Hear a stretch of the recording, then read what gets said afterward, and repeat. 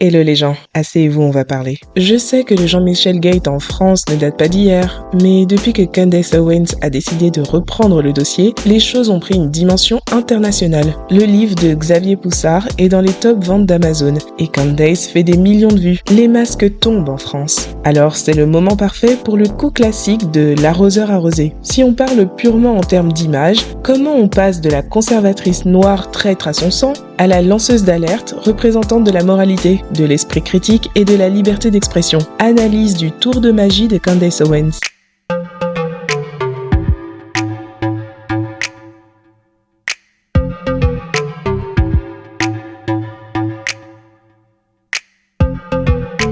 What I told you today is the tip of the iceberg. It is going to get so much darker and it's going to get so much deeper. Wow, mais c'est une dinguerie le dernier épisode de Candace Owens, vous avez vu? I certainly won't be the person that backs down from this fight. C'est une info de malade. Je sais pas comment parler de cette dame sans me faire strike par TikTok tellement que c'est une dinguerie. Candace Owens, une commentatrice politique star aux États-Unis.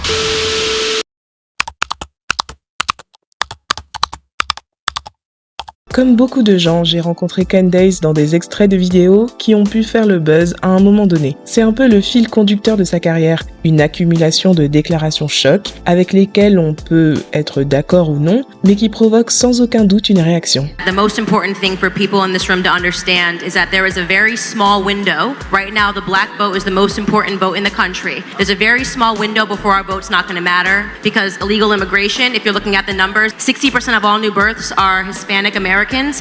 When you say make America great again, which period are we talking about? The period when women couldn't vote? The period when we were hanging from trees? The second thing that I think is really important is the illiteracy rates that are facing Black America. 75% of black boys in California can't pass a reading exam. The crack era, which period in America are you trying to make America like So I actually think that I would totally rock a hat right now that said make Black America great again. Another component, and this is the biggest issue that I think is facing Black America today, was the breakdown of family. The biggest issue facing Black America is father absence. I am answering your question. Which period was America great that we're trying to replicate? Which era was it? Tell me.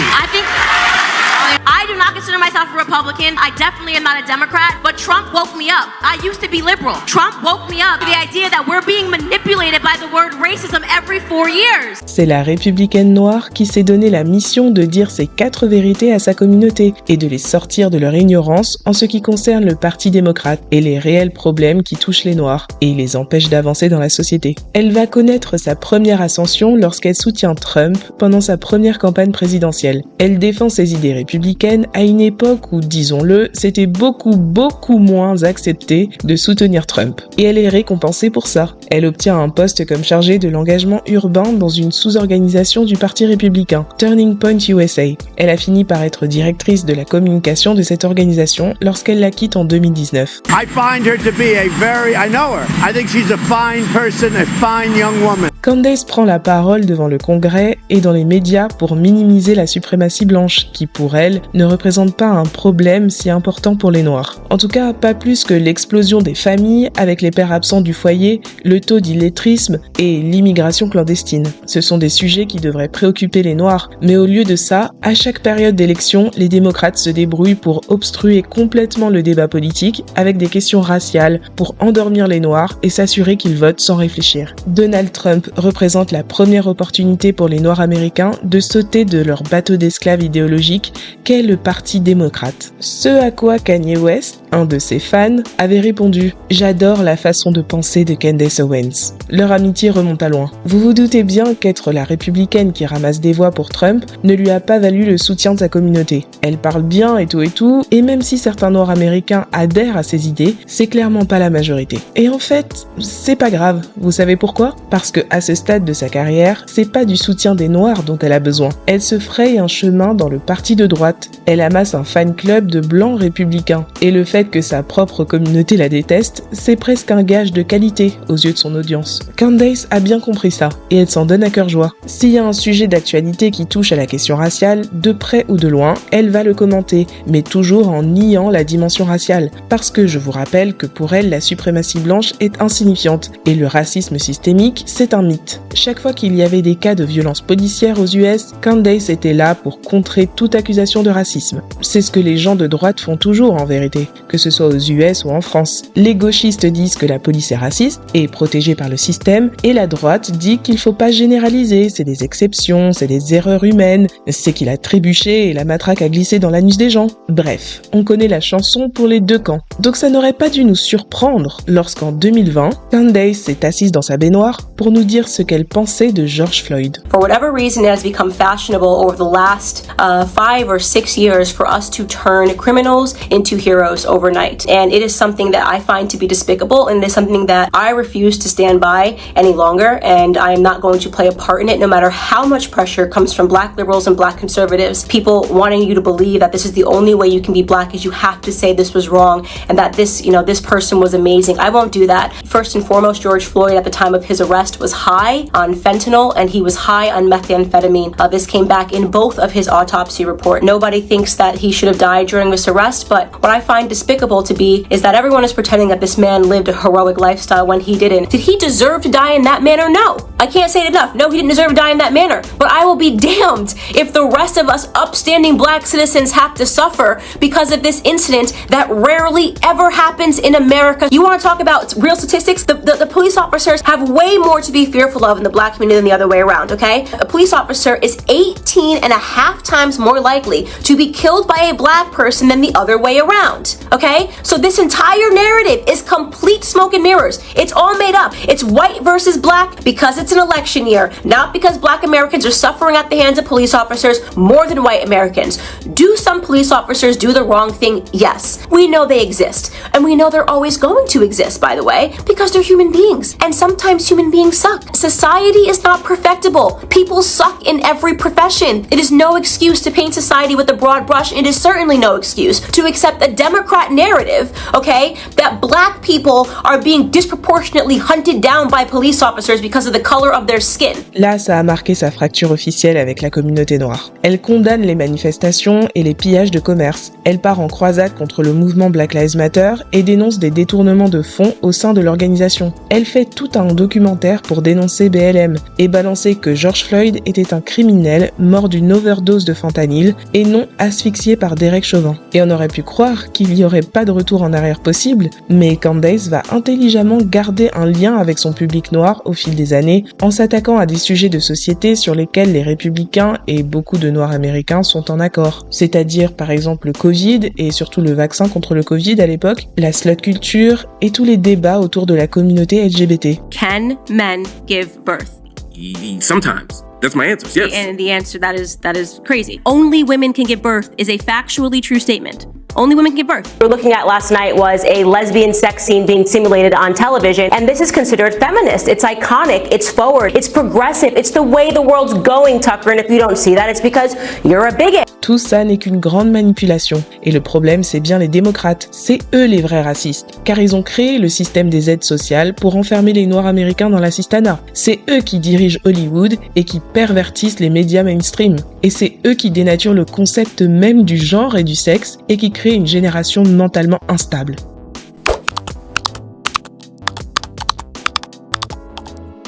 Son embrouille avec Ben Shapiro était hyper jouissive à regarder, mais finalement on dirait que ça a été la meilleure chose qui lui soit arrivée. En 2021, elle rejoint l'équipe du Daily Wire, un média fondé par Jeremy Boreing et Ben Shapiro. C'est un média conservateur. Candace lance dedans sa propre émission où elle débriefe de l'actualité. And genuinely believe in the importance of challenging ideas and the importance of debate, and that's why I'm really excited to join the Daily Wire team. Les tensions arrivent entre Ben et Candace pendant la montée du conflit israélo-palestinien. En 2023, une vidéo privée de Ben leak, où on le voit durement critiquer Candace.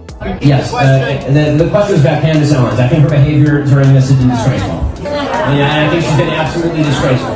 I think that her faux sophistication on these particular issues has been ridiculous. It's not faux sophistication, it's ridiculous. Everybody can see the moves that she's making and the things that she's saying, and I find them disreputable. Sur le moment, on comprend pas vraiment ce qui lui prend. Jusque-là, il y avait une bonne entente dans l'équipe du Daily Wire. Mais Ben semble pas content du comportement de Candace vis-à-vis du conflit israélo-palestinien. On interroge Candace là-dessus et elle fait l'innocente, mais elle sait de quoi il s'agit. I saw the video when everybody else saw it when I woke up. I'm not going to respond with the same ad hominem attacks. Yes. I don't think it helps further discussion, and that was me that was caught on a video saying that about colleagues that I work with, I would be embarrassed. So I think that the video speaks more to Ben's character than it speaks to mine. I have seen every single person, including myself, condemn what happened on October 7th, because who wouldn't condemn terrorism? Who would not condemn innocent Israelis dying? But if you then say that it is also sad when an innocent Palestinian child dies, suddenly you need to button that statement by saying, but that child was a human shield. That's not going to be my response.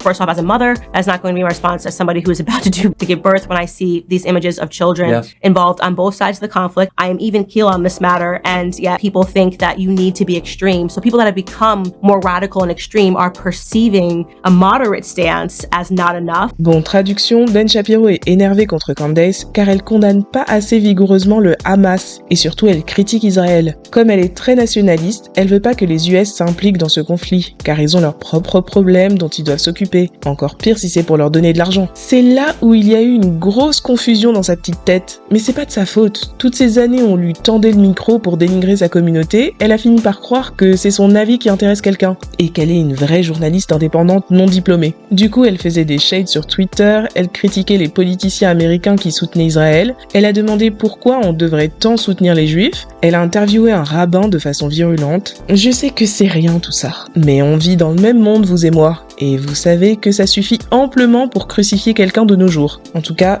c'est ce comportement de ninja qui a motivé la vidéo de Ben Shapiro, qui critique Candace. C'est ainsi que, quelques mois plus tard, il est annoncé que Candace est virée du Daily Wire, tandis que Ben Shapiro et ses amis conservateurs sont sacrés hypocrites de l'année. Je sais pas si vous réalisez que le Daily Wire est un média conservateur clairement fondé pour donner une alternative aux médias mainstream, qui sont pervertis et qui n'autorisent que la pensée unique. La bien-pensance woke. Comme tous les gens de droite, ça défend la liberté d'expression et ensuite ça vire sa collaboratrice dès lors qu'elle s'éloigne de leur idéologie. C'est vraiment hilarant. Ben s'est expliqué sur son choix de dégager Candace. It's not our job as a company to pay everybody, no matter how widely variant their views. So, for example, there's no one who's a host on our platform who is pro-abortion. We're a pro-life platform. Okay, so you can find yourself, or put yourself, more accurately, outside the Overton window of things that we feel are appropriate.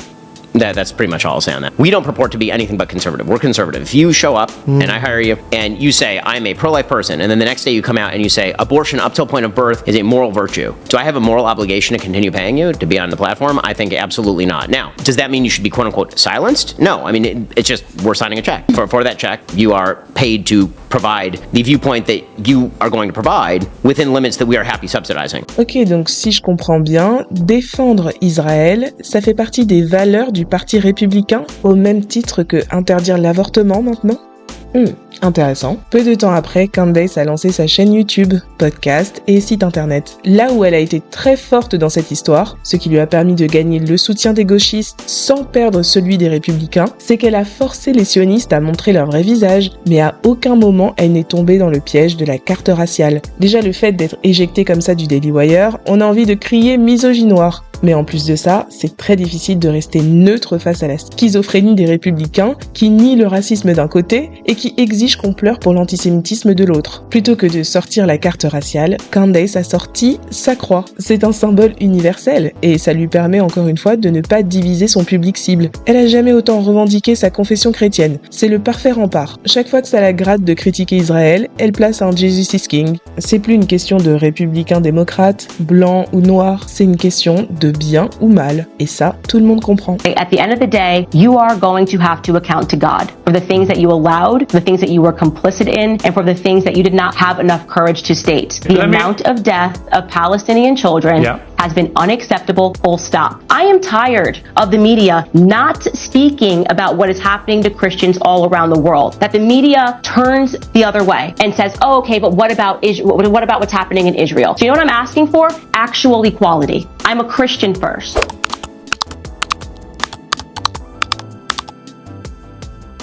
Après sa rupture avec le Daily Wire, le contenu de Candace a pris un tournant définitivement conspirationniste. Forcément, elle est pas folle au point de dire que les juifs contrôlent tout. Bien qu'elle donne volontiers une plateforme à Kanye West, qui se gêne pas pour le dire, Candace va plutôt remettre en doute toutes les agences gouvernementales, Hollywood, les politiciens autres que Donald Trump. Par exemple, Didi est protégé par le FBI. Après le raid de ses villas, elle avait tweeté « Les fédéraux sont actuellement en train de prendre d'assaut la maison de Didi. Ils savaient déjà ce qu'ils faisaient, mais on va lui faire porter le chapeau pour protéger les gens au sommet. Ils prennent d'assaut sa maison pour cacher des preuves, pas pour les trouver. C'est comme ça que ça marche. Vous vous rappelez le livre qui était sorti sur Amazon, qui prétendait être le livre de Kim Porter, l'ex de Diddy qui est morte. C'était un ramassis d'histoires plus rocambolesques les unes que les autres, notamment ça disait que Kim avait été témoin d'agressions sexuelles concernant Justin Bieber. Le truc avait été rapidement démenti par les enfants de Diddy et Kim, mais si vous vous demandez comment les infos du livre se sont autant répandues, c'est parce que notamment des gens comme Candace se sont assis pour faire des vidéos détaillées en présentant le livre comme authentique. Ensuite, pour ce qui est des médias mainstream, non seulement ils sont pervertis, mais ça va plus loin que ça. D'après elle, la CIA a créé Hollywood pour manipuler la population. I am a big believer that Hollywood was created by the CIA. I firmly believe that. You can say that's a conspiracy theory. When I think about all of the societal ills, when I think about how they artificially place people at the top of Hollywood who are preaching toxic principles, routinely anti-family principles, now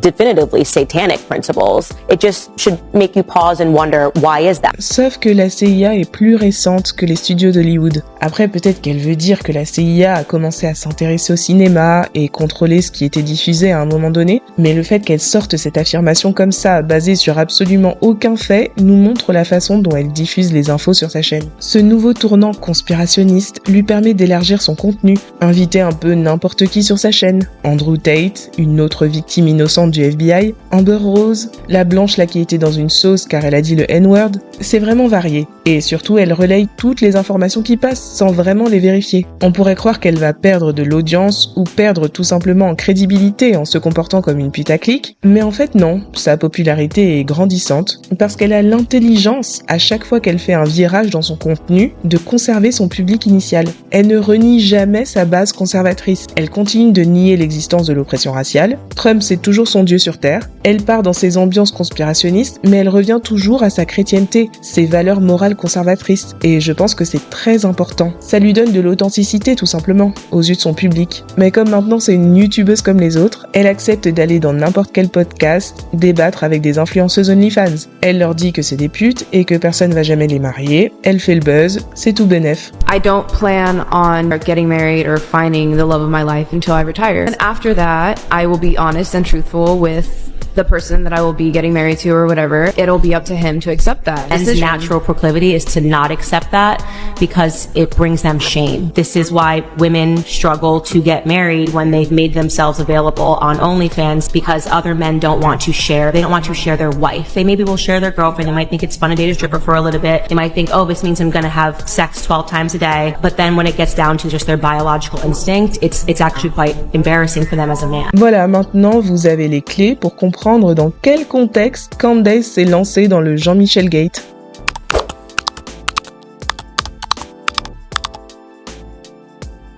Their theory is that Brigitte Macron was actually born Jean-Michel Trogneux. Of course, you're probably thinking rationally, you're coming online, you're going, okay, well, where's Jean-Michel? Well, guess what, guys? He's missing.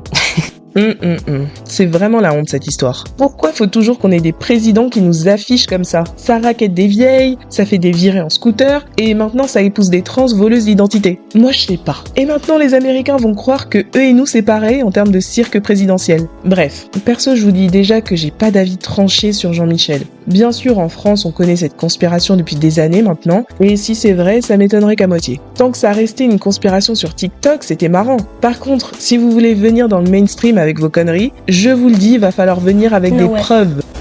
I want to see the receipts. Les gens en France qui connaissent pas Candace Owens l'ont prise pour une journaliste réputée qui sait de quoi elle parle. Il y a eu un espoir qu'elle allait exposer le couple présidentiel une bonne fois pour toutes, et c'est ainsi qu'on a suivi sa série de vidéos Becoming Brigitte. 1, 2, 3, 4, 5 épisodes, plus une interview exclusive de Xavier Poussard. Chaque vidéo fait environ 45 minutes à 1 heure. Le premier épisode a atteint 4 millions de vues, puis ça descend progressivement jusqu'à 1 million de vues. Contrairement à ce qu'on aurait pu croire, Candace n'a pas enquêté sur les Macron. Elle a simplement fait une collab avec Xavier Poussard, qui est l'auteur du livre dans lequel il raconte sa théorie sur Brigitte. Tout ce que Candace a fait, c'est essorer le livre jusqu'à la mort. 5 épisodes dans lesquels elle nous raconte raconte ce qu'il y a dans le livre. Finalement, elle fait une interview avec Xavier dans laquelle, vous l'avez deviné, il nous raconte ce qu'il y a dans le livre. Il accuse Macron d'être en gros un pantin placé à l'Élysée par les élites. Et pour ce qui est de Brigitte, la théorie c'est que Jean-Michel, le grand frère de la vraie Brigitte Trogneux, a repris l'identité de sa sœur à un moment donné. Du coup, celle que l'on connaît comme Brigitte Macron est en fait Jean-Michel Trogneux qui a changé de sexe et pris l'identité de sa sœur. It's one of these things where I tell people you just believe your own eyes. That was all it took for me as I read one Daily Mail article and they were trying to tell me that this little girl was Brigitte when it was very obvious that that person right there is Brigitte. It's just Brigitte Macron's entire face. Xavier base tout son livre sur cette théorie et toute cette théorie se base sur les résultats d'un logiciel de reconnaissance faciale qui, en faisant un comparatif des photos de Brigitte et Jean-Michel quand ils étaient jeunes, conclut qu'il n'y a pas de concordance significative entre Brigitte Macron et Brigitte étant jeune. Et par contre, il y a une concordance entre Jean-Michel et Brigitte Macron. Ce sont là les seules preuves qu'il possède. C'est une interview qui pour moi soulève plus de questions qu'elle n'apporte de réponses. Alors pour ceux qui ont suivi cette interview entre Candace et Xavier, s'il vous plaît, éclairez-moi sur quelques éléments. Pourquoi Xavier n'a pas essayé de rechercher Brigitte Trogneux? Si sa théorie c'est de dire que Jean-Michel a pris l'identité de sa sœur, qui est devenue sa sœur depuis tout ce temps. Pourquoi Xavier ne donne pas le nom de son logiciel de reconnaissance ultra performant? Pourquoi Xavier n'a pas essayé d'interroger le soi-disant chirurgien qui aurait opéré Brigitte? Il aurait pu le choper en bas de son cabinet, en mode Élise Lucet cache investigation. And you're saying they did do this, that the doctors who actually operated on Brigitte took credit for it publicly. Where did they say that? Did the press cover this? C'est la papesse de la presse. Yes, so to be clear, Michelle Marchand is the one who revealed it rather than having the doctors reveal it themselves. She leaked it about them to the press. Did the doctors deny it? Did Patrick Buey say that's true or that's not true or did not say anything? Did not say anything, but it's official, you know. Le changement d'identité a eu lieu en quelle année? Dans l'interview, Xavier affirme d'abord que Jean-Michel a changé de sexe en 1986. Vous savez pourquoi? Parce que c'est l'année où Brigitte a commencé à enseigner comme prof de français. Mais ensuite, dans la même interview, il dit qu'il a changé de sexe dans les années 60. Bien sûr pour couvrir une période très importante dans la vie de Brigitte, la naissance de ses enfants. Xavier et Candace ne nous expliquent pas comment Brigitte a fait pour accoucher de ses enfants, si c'est un trans.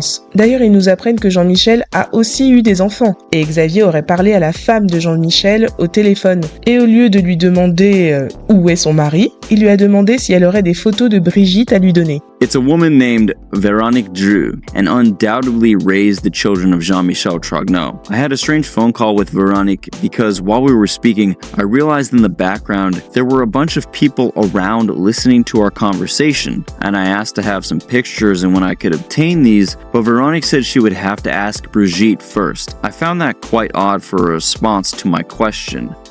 Il se trouve que Jean-Michel a un fils. Et pour conclure son enquête d'investigation, Xavier nous montre comment le fils de Jean-Michel a une ressemblance étrange avec Macron. C'est pas des blagues. Xavier insinue dans l'interview que Macron est le fils de Jean-Michel, en détente totale, et sans aucune preuve à part cet impressionnant collage photo. Mais à quoi vous vous attendiez, franchement? Xavier et Candace parlent exactement de la même façon que Jaguar Wright. Faire des déclarations en l'air, placer une info à côté d'une autre et laisser le public raccrocher les wagons. Attention, je dis pas que le fait qu'il parle comme un conspirationniste, c'est la preuve qu'il ment. Chacun peut avoir ses raisons de vouloir éviter un procès pour diffamation. Ce qui devrait plutôt vous alarmer, c'est que quelqu'un qui se présente comme un journaliste qui a fait une enquête d'investigation parle comme un conspirationniste. Les journalistes parlent quand ils ont des preuves, pas quand ils ont des théories. Donc finalement, quand on voit l'interview, on comprend mieux comment ce mec et toute cette histoire s'est retrouvée chez Candace Owens. C'est pas parce qu'elle a un logo et qu'elle parle anglais qu'elle est un média sérieux. Pour info, elle est même pas diplômée. Elle a fait 3 ans d'études de journalisme, puis elle a abandonné.